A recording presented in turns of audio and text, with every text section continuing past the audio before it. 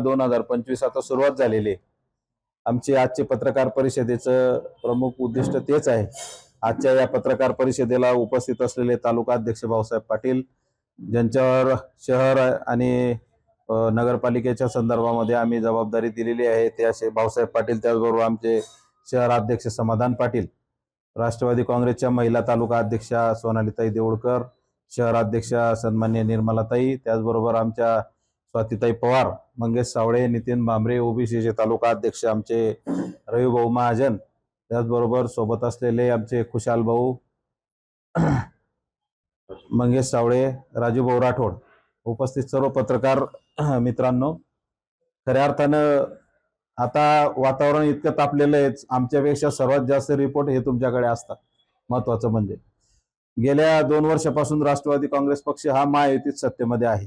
2023 ला जी उलथापालथ महाराष्ट्रामध्ये झाली आणि त्या निमित्तानं त्या अनुषंगाने दादा हे भाजप शिंदे सेनेच्या महायुतीमध्ये गेले आणि उपमुख्यमंत्री देखील झाले।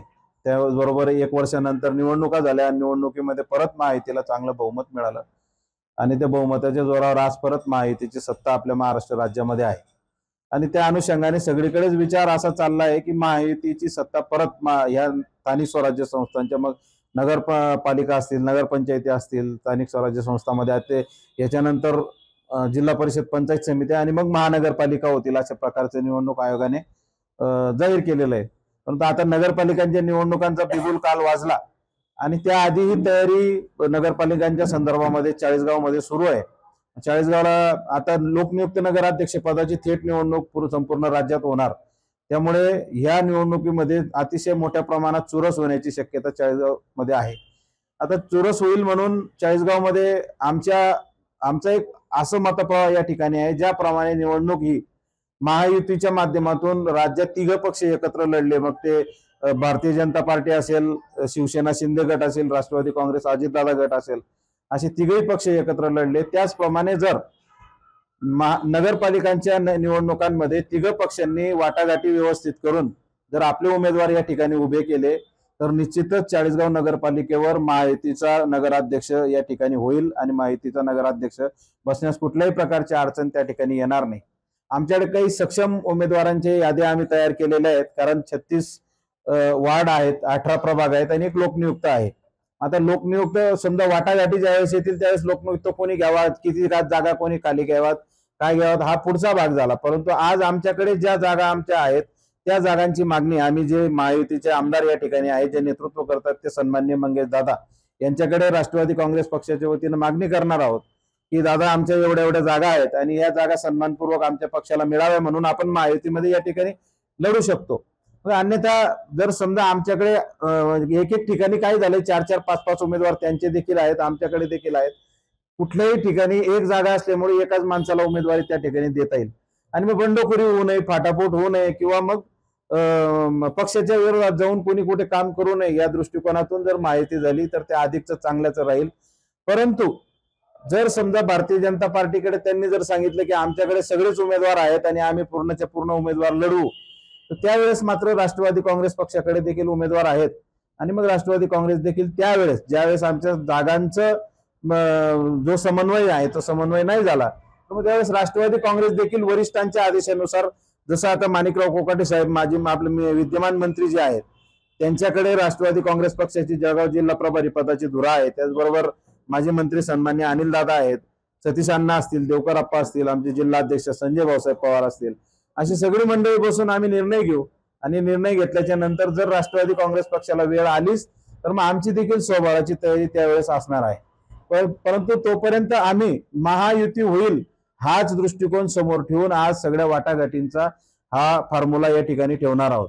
दुसरी एक बाब आहे की राष्ट्रवादी काँग्रेस पक्षाच्या वतीने आम्ही सगळ्यांना एक आव्हान या ठिकाणी करू इच्छितो की समाजामध्ये वेगवेगळ्या सामाजिक क्षेत्रांमध्ये काम करणारे अनेक लोक आहेत। आमचा पक्ष हा बहुजनांच्या माध्यमातून शाहू फुले आंबेडकरांच्या विचारांवर चालणारा पक्ष आहे आणि या पक्षाची नेहमी भूमिका राहिली आहे की शेवटच्या घटकापर्यंत लोकांना न्याय देण्यासाठी ज्या प्रकारच्या आणि ज्या सामाजिक क्षेत्रातील अतिशय आपण ज्यांना म्हणतो की दुर्लक्षित असलेल्या लोकांना देखील राष्ट्रवादी न्याय देण्याचा प्रयत्न करते। जर कोणी त्या ठिकाणी इच्छुक असतील तर अशा लोकांनी, म्हणजे पक्षविरोध जरी असला आणि त्याचं काम, त्याची समाजसेवा त्या ठिकाणी चांगली असेल राष्ट्रवादी काँग्रेस पक्ष निश्चितच त्याला आपल्या तिकिटावर उभं करण्याचं देखील काम या ठिकाणी करेल. मी असा या ठिकाणी या लोकांना आवाहन करेल की अशी जी काही लोक असतील सामाजिक क्षेत्रामध्ये किंवा राजकीय क्षेत्रामध्ये दुर्लक्षित असलेली लोक असतील, अशा लोकांनी आमच्याशी राष्ट्रवादी काँग्रेस पक्षाच्या या चाळीसगाव तालुक्याच्या कार्यालयात संपर्क साधावा आणि इथून आमचा जो फॉर्म आहे इच्छुकांसाठी भरण्याचा, तो फॉर्म तालुका अध्यक्ष, शहराध्यक्ष यांच्याकडून घेऊन जावा.